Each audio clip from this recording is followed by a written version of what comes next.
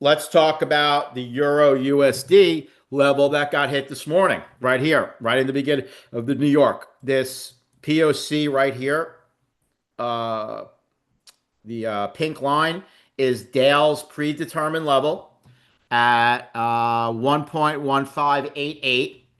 Okay, now if you're trading the futures contract, which is right below here, okay, obviously you have a slightly different level because the futures contract and the spot contract are a little different. I recommend trading these on a futures contract because you don't have to deal with spreads and you're going to get filled just like here. So this would be the futures contract. And basically what we're looking for is we're looking for price to come into these levels, around these levels at key areas, which is the beginning in New York, beginning of London.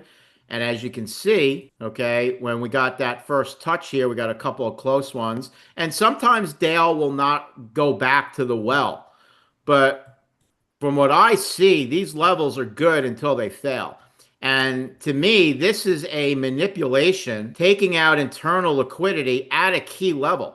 This is exactly our model. This is accumulation, distribution, accumulation and manipulation into the key level and distribution out. So if we can combine what we do and use these levels as just key levels, and the best part of this is that you don't have to follow these markets like we follow the NQ, meaning Dale's already putting out the levels. All you need to do is set alerts, okay? Set alerts, and then when price gets to that level, then you just go to the chart and look for our model, which is an accumulation, manipulation, distribution out with an inverse fair value gap. That's it. And these will give you some extra trades to do per day. And if you use our model around his levels, okay, Dale usually says his average win percentage on the first touch with a 1-to-1 is about 68%. Okay, we can do better. If you apply our model to these levels, okay, you should get a much better than a 1-to-1. We should be at least in the 2-to-1 at a bare minimum, if not 3-to-1, 4-to-1. And your win percentage should be much higher. It should be above 75%, maybe over 80%. Okay, so an example like this, I'm going to show you on the spot because I have it marked. I didn't have it marked on the futures. Okay, so when we came into that level this morning, okay, and remember, we want to see SMT. SMT confirms everything.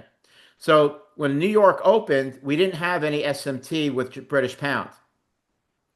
Okay, and then we moved higher, moved higher. All of a sudden, British pound dropped at about 820. The euro did not. That creates the SMT. What validates the SMT? Okay, the SMT is now validated by an inverse fair value gap on a short time frame. Okay, I'm picking the 2-minute because there really wasn't anything great. There was an okay one on the 5-minute. We could have done the 5-minute. It's the same trade. It's a little cleaner. Okay, this inverse fair value gap, once we created SMT with momentum, okay, we are going to enter right on that close. Our stop is going to be right below that candle because it's a thin fair value gap. And we're going to target at least London highs right here. That alone is a 3.39 risk to reward trade. That alone, okay? You also have secondary targets here. You have Asia highs and you have overnight highs, which would have produced anywhere from almost a 5-to-1 risk to reward trade. So here we're taking Dale's levels that he allows beginner traders to start trading with on a 1-to-1 basis, trading these levels on the touch and trading them from about a 1-to-1, 1.5-to-1 risk to reward with about a 68% win ratio.